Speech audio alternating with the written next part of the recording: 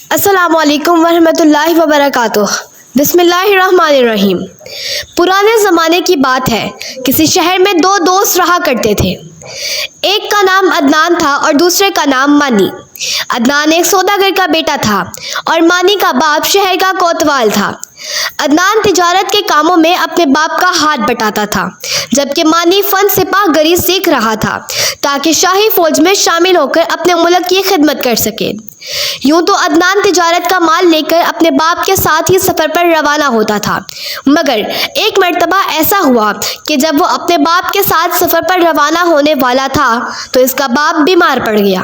بیماری کی وجہ سے وہ کافی کمزور بھی ہو گیا تھا، اس لیے اسے آرام کی ضرورت تھی۔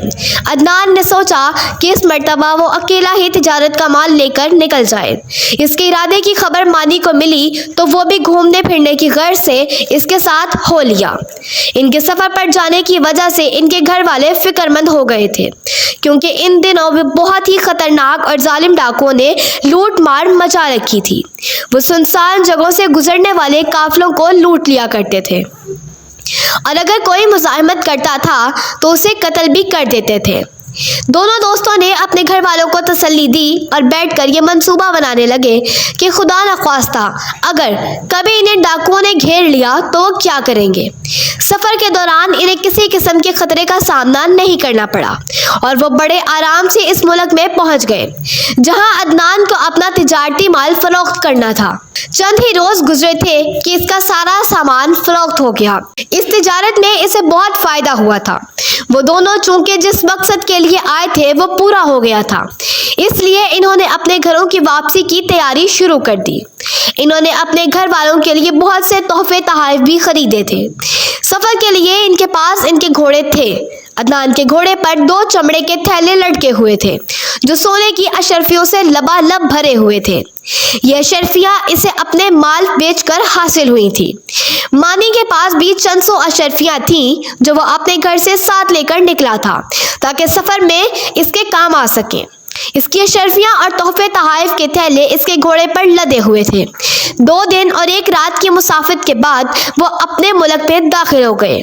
اب ان کا تھوڑا ہی سا سفر باقی تھا جس کے بعد وہ اپنے گھروں کو پہنچ جاتے۔ اچانک انہوں نے سامنے سے دھول اڑتی دیکھی۔ ان کے کانوں میں گھوڑوں کی ٹاپوں کی آواز بھی آ رہی تھی۔ اس دھول کو دیکھ کر وہ گھوڑوں کی ٹاپوں کی آوازیں سن کر دونوں دوست گھوڑوں سے اتر گئے اور تشویش بھری نگاہوں سے ایک دوسرے کو دیکھنے لگے۔ تھوڑی ہی دیر گزری تھی کہ بہت سے گھڑ سوار ان کے نزدیک پہنچ گئے اور انہوں نے دونوں کو اپنے گھیرے میں لے لیا۔ وہ لوگ شکل و صورت سے ڈاکو لگتے تھے۔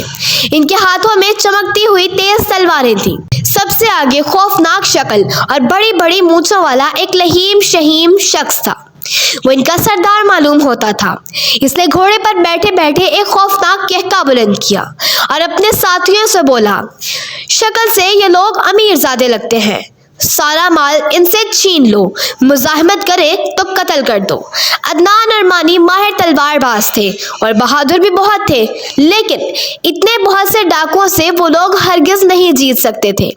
عدنان نے ڈاکوؤں کے سردار سے کہا، ہم 2 ہیں اور تم لوگ بہت سارے، عقل کا تقاضا یہ ہے کہ ہم تمہارا مقابلہ نہ کریں، تم ہمارا مال لے لو اور ہمیں جانے دو۔ ڈاکوؤں کا سردار ایک مرتبہ پھر بلند آواز میں ہنسا، پھر اس کا اشارہ پا کر اس کے 2 ساتھی گھوڑوں سے اترے اور ان کے گھوڑوں کی طرف بڑھے تاکہ ان پر لدے سامان پر قبضہ کر سکے۔ مانی کی انگلی میں ایک انگوٹھی تھی، عدنان کے ہاتھ میں ایک بانسری تھی۔ ڈاکوؤں کو آتا دیکھ کر اس نے یہ بانسری اپنی جیب سے نکال کر ہاتھ میں پکڑ لی تھی۔ جب ڈاکو ان کے تھیلے گھوڑوں سے اتار کر اپنے قبضے میں لے رہے تھے تو مانی نے اپنی انگوٹھی انگلی سے اتاری اور اسے زمین پر پھینک کر اس پر پاؤں رکھ کر کھڑا ہو گیا۔ عدنان نے اپنے ہاتھ میں پکڑی ہوئی بانسری جلدی سے اپنے لباس کی جیب میں چھپا لی۔ دونوں ڈاکو تو اپنے کام میں مصروف تھے، مگر ڈاکوؤں کے سردار نے دونوں کی یہ حرکت دیکھ لی تھی۔ وہ گھوڑے سے اتر کر آگے بڑھا۔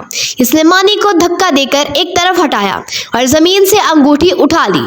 پھر اس نے عدنان کی جیب میں ہاتھ ڈال کر اس کی بانسری بھی نکال لی اور بولا، بے ایمان لڑکو، یہ بتاؤ کہ تم لوگ یہ انگوٹھی اور بانسری کیوں چھپا رہے تھے؟ مانی نے گڑ گڑا کر کہا، اے اے ڈاکوؤں کے سردار، ہم سے ہمارا سارا سامان لو، مگر یہ انگوٹھی اور بانسری ہمیں واپس کر دو۔ ڈاکوؤں کے سردار نے غور سے انگوٹھی اور بانسری کو دیکھا اور بولا، نہ تو یہ انگوٹھی سونے کی ہے اور نہ ہی بانسری، پر یہ ہیرے جواہرات سے جڑے ہوئے ہیں۔ پھر تم لوگ ان معمولی چیزوں کے لیے اتنے پریشان کیوں ہو؟ مانی نے بے بسی سے عدنان کو دیکھا اور بولا، انگوٹھی اور بانسری کا ایک راز ہے۔ ادھر سامنے پہاڑیوں کے پاس والے جنگل میں ہزاروں سال پرانا ایک درخت ہے۔ اس کی پہچان یہ ہے کہ وہ جنگل کا سب سے بڑا درخت ہے اور جھیل کے نزدیک ہے۔ اگر کوئی شخص اس درخت کے نیچے کھڑا ہو کر اس انگوٹھی کو انگلی میں پہن کر اس بانسری کو بجائے گا تو اس کے بعد جو کچھ بھی ہوگا اسے دیکھ کر وہ شخص حیرت زدہ رہ جائے گا۔ مانی کی باتیں سن کر ڈاکوؤں کے سردار کی آنکھیں چمکنے لگیں۔ اسے وہ تمام کہانیاں یاد آ گئیں جن میں طرح طرح کی جادو کی چیزیں ہوا کرتی تھیں۔ مانی کی باتوں سے اس نے یہ اندازہ لگایا تھا کہ انگوٹھی اور بانسری جادو کی ہے۔ اس نے انہیں اپنی جیب میں رکھ لیا اور دل میں سوچنے لگا کہ وہ جنگل میں جا کر اس درخت کے نیچے کھڑے ہو کر انگوٹھی پہن کر بانسری بجائے گا اور پھر دیکھے گا کہ کیا ہوتا ہے۔ دونوں ڈاکو عدنان اور مانی سے لوٹا ہوا سامان اپنے گھوڑوں پر لاد چکے تھے۔ سردار نے اپنے ساتھیوں کو وہاں سے روانہ ہونے کا اشارہ کیا۔ انہوں نے اپنے گھوڑے موڑے اور انہیں تیزی سے بھگاتے ہوئے نظروں سے اوجھل ہو گئے۔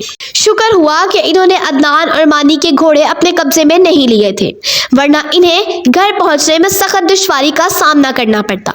ڈاکو کے چلے جانے کے بعد عدنان نے کہا، خالی ہاتھ گھر لوٹتے ہوئے مجھے اچھا نہیں لگ رہا۔ فکر کیوں کرتے ہو؟ اللہ نے چاہا تو سب ٹھیک ہو جائے گا۔ مانی نے گھوڑے پر سوار ہوتے ہوئے اسے تسلی دی۔ پھر دونوں دوست اپنے گھروں کی جانب چل پڑے۔ دونوں نے اپنے گھر والوں کو ڈاکوؤں کے ہاتھوں لٹ جانے کی کہانی سنائی۔ ان کی کہانی سن کر سب نے اظہار افسوس کیا، مگر وہ اس بات پر خوش بھی ہوئے اور اللہ تعالیٰ کا شکر بھی ادا کیا کہ ڈاکوؤں نے دونوں کو کوئی نقصان نہیں پہنچایا تھا۔ یہ اگلے روز دوپہر کی بات ہے۔ ڈاکوؤں کا سردار اپنے تمام ساتھیوں کے ساتھ جنگل میں آیا۔ وہ سب جھیل کے نزدیک اس پرانے درخت کے نیچے جمع ہو گئے۔ ڈاکوؤں کا سردار بہت خوش تھا کہ اب اس انگوٹھی اور بانسری کے راز سے پردہ اٹھ جائے گا۔ اس نے انگوٹھی کو اپنی انگلی میں پہنا اور پھر بانسری بجانے لگا۔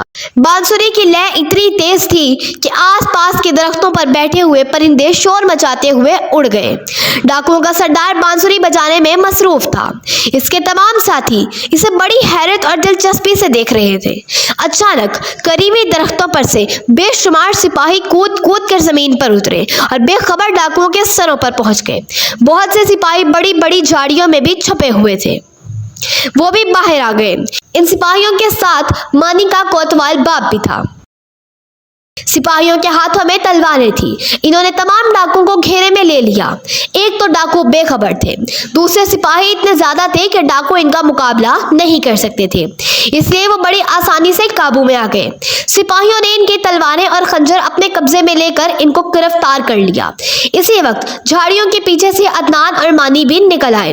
انہیں دیکھ کر تمام ڈاکو حیرت زدہ رہ گئے۔ یہ دونوں تو وہی نوجوان تھے جنہیں کل ان لوگوں نے لوٹا تھا اور جن سے ان کے سردار نے انگوٹھی اور بانسری چھینی تھی۔ مانی نے ڈاکوؤں کے سردار سے کہا، میں نے ٹھیک ہی کہا تھا نا کہ اگر کوئی شخص اس درخت کے نیچے کھڑے ہو کر انگوٹھی اور اپنی انگلی میں پہن کر بانسری کو بجائے گا تو اس کے بعد جو کچھ بھی ہوگا اسے دیکھ کر وہ شخص حیرت زدہ رہ جائے گا۔